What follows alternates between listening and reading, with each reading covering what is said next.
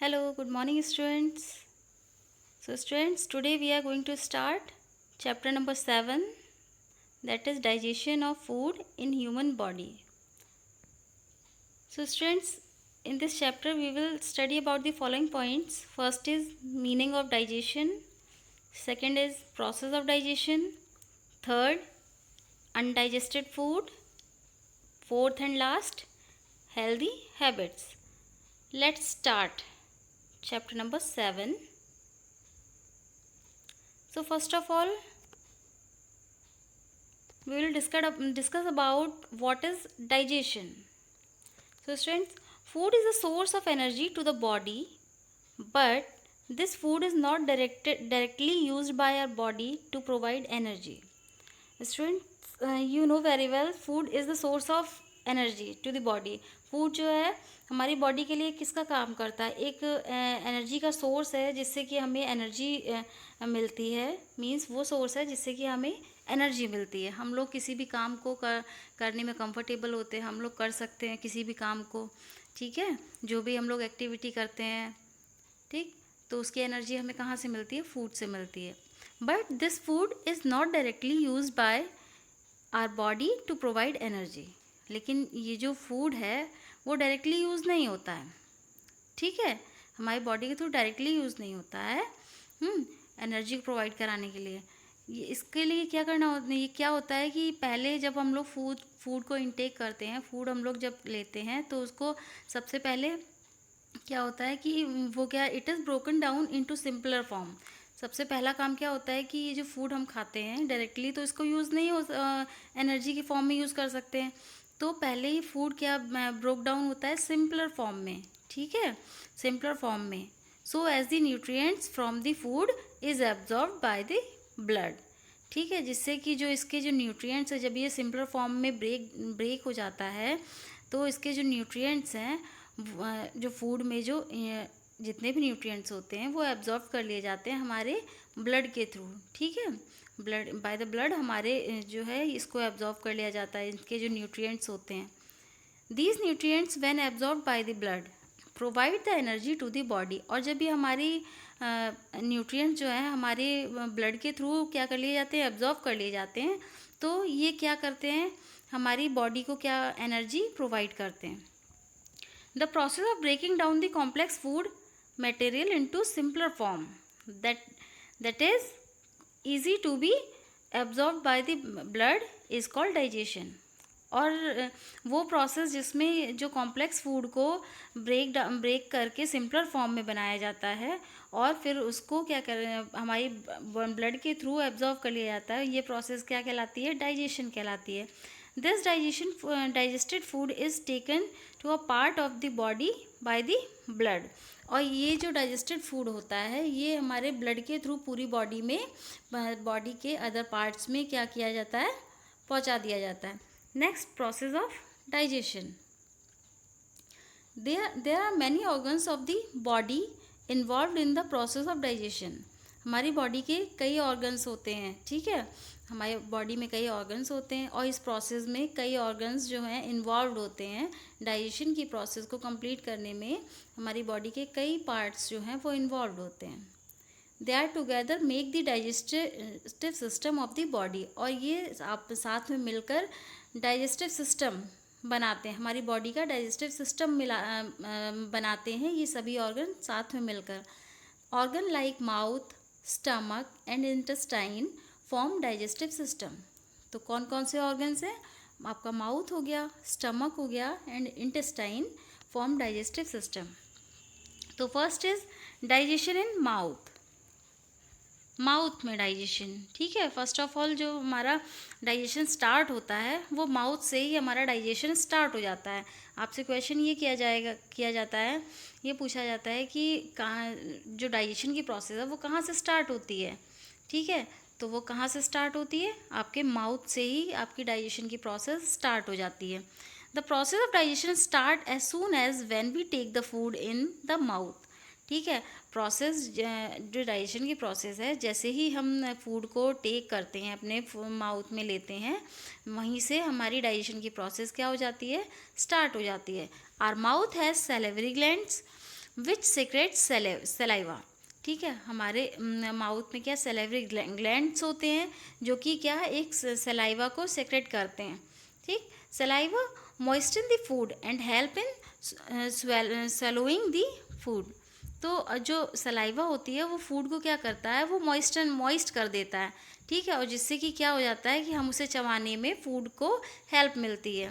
The tongue, the teeth and saliva works in coordination to start digestion.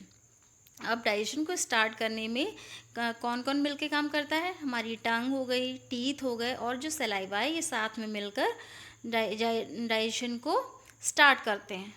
ठीक है, so firstly our teeth bite, tear, cut, grind and chew the food. ठीक, तो सबसे पहले जो हमारे टीथ हैं वो क्या करते हैं, जो हम बाइट लेते हैं उसको टीयर करते हैं, कट करते हैं, ग्राइंड करते हैं, च्यू करते हैं उस फूड को। Next, saliva in the mouth moist this food and form a semi solid paste. और जो सलाइवा होता है, सलाइवा के साथ जो हमारी जो मुंह के अंदर जो सलाइवा होता है वो फूड को क्या कर देता है, मॉइस्ट कर देता है। ठीक है, और किसमें एक सेमी सॉलिड पेस्ट टाइप का बना देता है। आप जब भी खाते हैं तो आप खुद भी फील करते होंगे, तो खाना जो हम लोग खाते हैं कुछ देर बाद जब हम चबाते चबाते जब कैसा हो जाता है, वो थोड़ा कैसा हो जाता है, पेस्ट टाइप का बन जाता है। Next, saliva changes the insoluble starch in food into soluble sugar. Saliva जो क्या करता है, इनसॉल्यूबल स्टार्च जो होता है फूड में, वो किस में चेंज कर देता है, उसको सॉल्यूबल शुगर में चेंज कर देता है। Due to this food rich in starch like bread, potato taste sweet on chewing. Next, the food then passes to the food pipe called oesophagus. ठीक, और वो जो जिस फूड पाइप से फूड पास होकर जाता है उसको क्या कहा जाता है, ऑसोफेगस कहा जाता है, ऑसोफेगस कहा जाता है, विच transfer the food into the stomach, जो कि फूड को कहाँ ले जाता है। अब ये फूड पाइप से होते हुए मीन्स ऑसोफेगस से होते हुए कहाँ पे ये ट्रांसफ़र कर देता है फूड को, स्टमक में जाता है। The actual process of digestion start in stomach. Next, digestion in stomach. ये देखिए पिक्चर भी दे रखा है स्टमक का।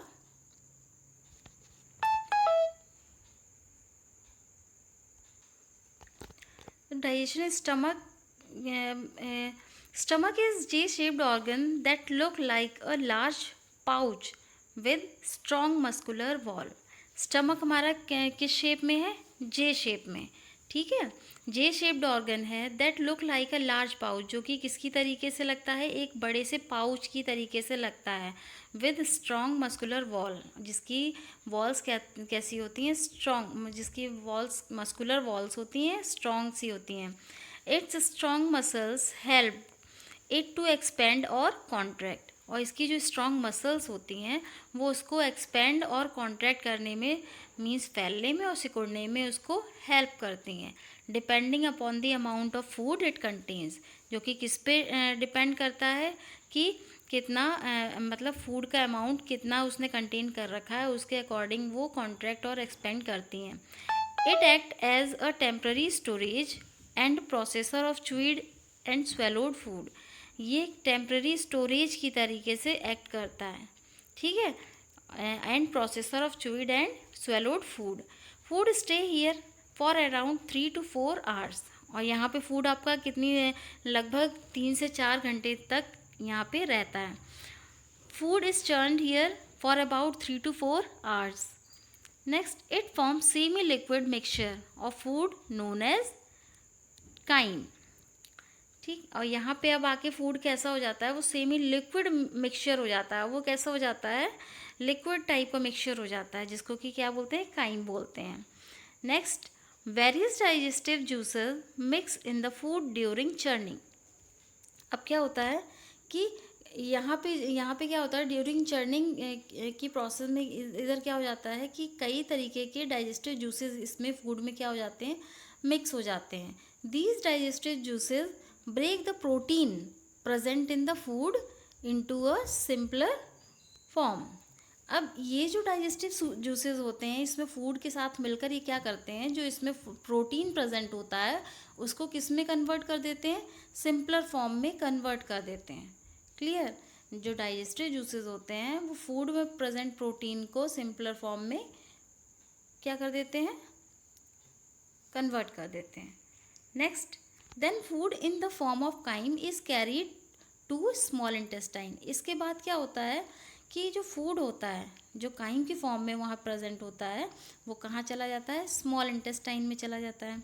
The whole chyme enter into the small intestine in small chunks. The amount of chyme that should be transferred to the small intestine is controlled by a muscular called sphincter। अब यहाँ पे क्या कहा गया है कि the amount of chyme that should be transferred, ठीक है, जो काइम का जो अमाउंट है जितना कि उसको वहाँ पे स्मॉल इंटेस्टाइन में ट्रांसफ़र होना चाहिए, तो ये किसके थ्रू कंट्रोल किया जाता है, इस कंट्रोल्ड बाय अ मसल के थ्रू कंट्रोल किया जाता है कि कितना अमाउंट वहाँ पे जाना है, ट्रांसफ़र करना है, जिसको कि क्या कहते हैं, स्फिंक्टर बोलते हैं। ठीक है, स्फिंक्टर बोलते हैं। Next, digestion in small intestine. अब ये तो बात ऊपर हो गई थी हमारी। अब नेक्स्ट जो डाइजेशन कहाँ पे, हमारा जो काइम कहाँ पहुँच गया है, स्मॉल इंटेस्टाइन में पहुँच गया है। ठीक, अब वहाँ पे देखते हैं। Small intestine is very long coiled tube. ठीक, जो स्मॉल इंटेस्टाइन है वो काफ़ी लंबी आपकी कॉइल्ड शेप में ट्यूब लाइक की होती है, कॉइल होती है, अबाउट 17 फीट इन लेंथ, जिसकी लेंथ लगभग कितनी होती है, 17 फीट लेंथ होती है। It is named small because it has very narrow lumen small opening. ठीक, और इसका स्मॉल कहा क्यों जाता है जबकि ये बहुत लंबी होती है। ठीक है, ये लार्ज इंटेस्टाइन से ये लेंथ में काफ़ी बड़ी होती है, लेकिन फिर भी इसको स्मॉल कहा जाता है। क्यों कहा जाता है, क्योंकि ये कैसी होती है, पतली होती है। It has very narrow lumen small opening. Clear, ये काफ़ी पतली सी होती है। Depending on the amount of chyme enter into the intestine, the gall bladder and pancreas release digestive juices. अब क्या होता है कि जितना आपका अमाउंट जो है काइम का स्मॉल इंटेस्टाइन में एंटर हुआ है उसके अकॉर्डिंग जो है गॉल ब्लैडर और पैंक्रियाज जो हैं वो डाइजेस्टिव जूस को रिलीज़ करती हैं। ठीक है, अब यहाँ पे गॉल ब्लैडर और पैंक्रियाज हैं, ये भी अपना डाइजेस्टिव जूस को रिलीज़ करेंगी। और कौन से वो उन डाइजेस्टिव जूस के नाम क्या हैं, bile juice and pancreatic juice.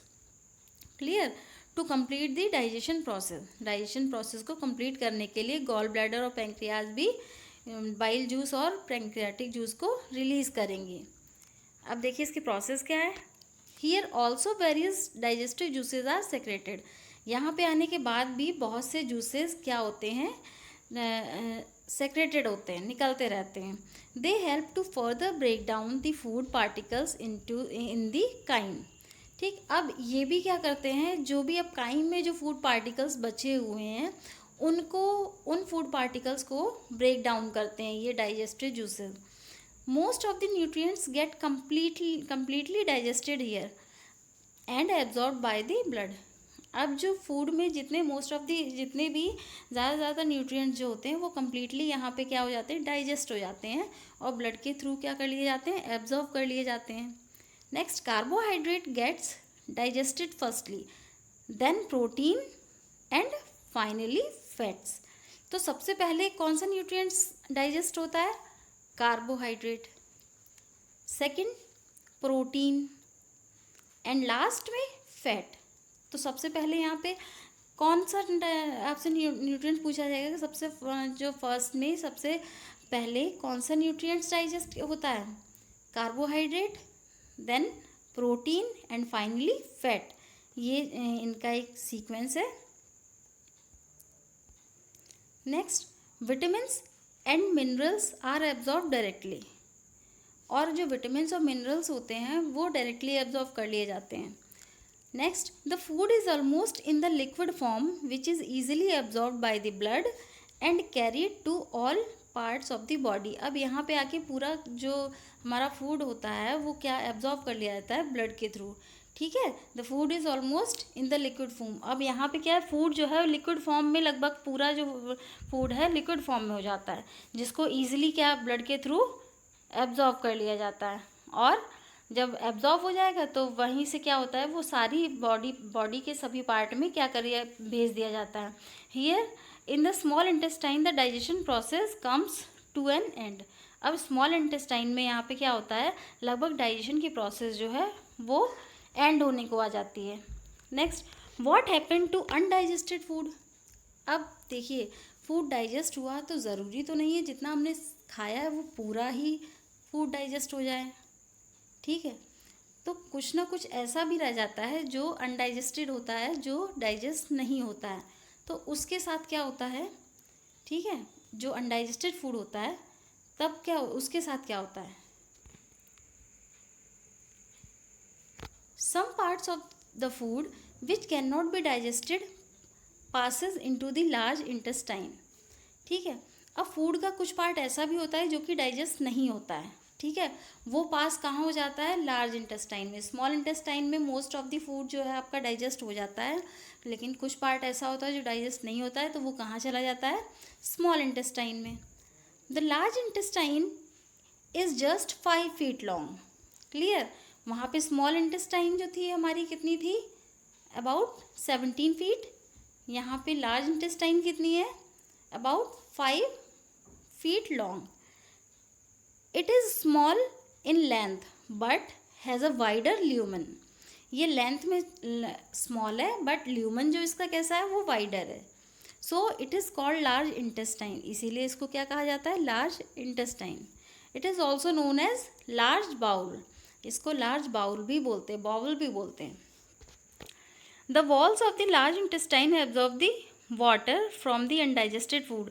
अब इसकी जो वॉल्स होती हैं, लार्ज इंटेस्टाइन की जो वॉल्स होती हैं, वो फूड जो हमारा अनडाइजेस्टेड फूड होता है उससे वाटर को क्या कर लेती हैं, एब्जॉर्ब कर लेती हैं। This makes the food in semi solid form. इससे क्या होता है कि जो फूड जो होता है वो किस में कन्वर्ट हो जाता है, सेमी सॉलिड फॉर्म में, ठीक है, वो फूड कैसा हो जाता है, सेमी सॉलिड फॉर्म में हो जाता है। This undigested semi solid part is of no use to body and hence thrown out of the body through the anus point of large intestine called anus।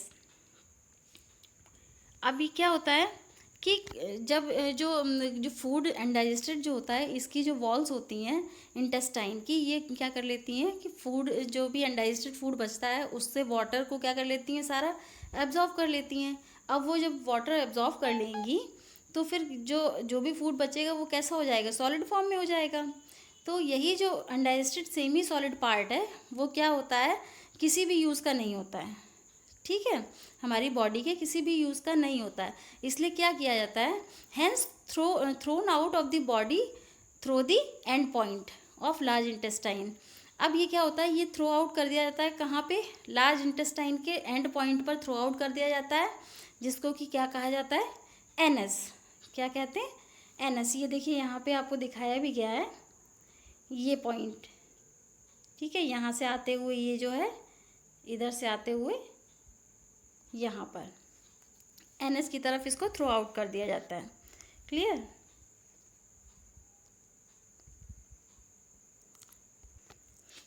तो यहाँ तक तो हमारी जो प्रोसेस थी डाइजेशन की वो कंप्लीट हो गई। क्लियर, अब कुछ हेल्दी हैबिट्स है यहाँ पे, उनको भी मैं जानना ज़रूरी है कि हेल्दी हैबिट्स क्या हैं।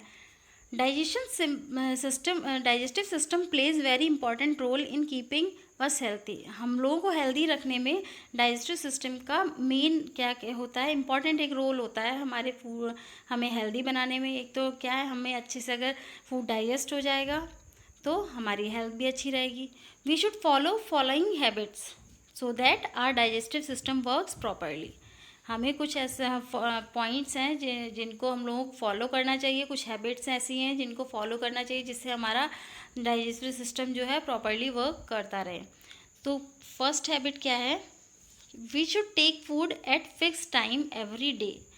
मतलब एवरी डे हम लोगों का एक टाइम टेबल होना चाहिए कि हम लोगों को एक फ़िक्स टाइम पर ही क्या करना है, फूड लेना है।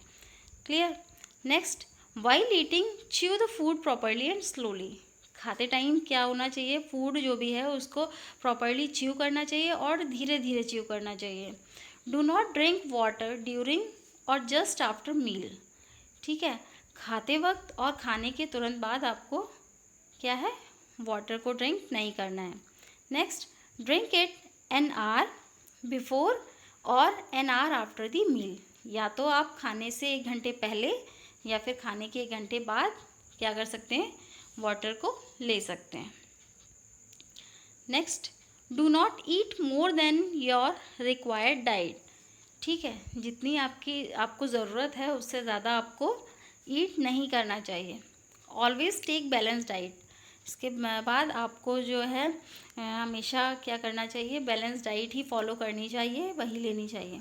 Wash your mouth and teeth after eating anything, कुछ भी खाने के बाद आपको अपने माउथ को और अपने टीथ को वॉश करना है। Next, wash your hands with soap before and after all meal, और खाने से पहले और खाने के बाद जब भी आप खाएं उससे पहले या उससे बाद में आपको हैंड वॉश करने हैं।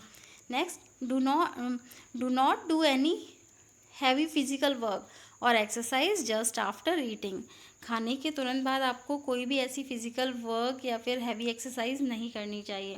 Take light food in night, और नाइट के टाइम में आपको कैसा, लाइट फूड लेना है। क्लियर? सो स्टूडेंट्स, यहीं पे आपका चैप्टर कंप्लीट होता है। आई होप आपको चैप्टर जो है समझ में आया होगा, क्लियर हो गया होगा पूरा चैप्टर। सो इससे रिलेटेड जो एक्सरसाइजेज हैं आपको प्रोवाइड करा दी जाएंगी। चलिए, ओके, बाय बाय।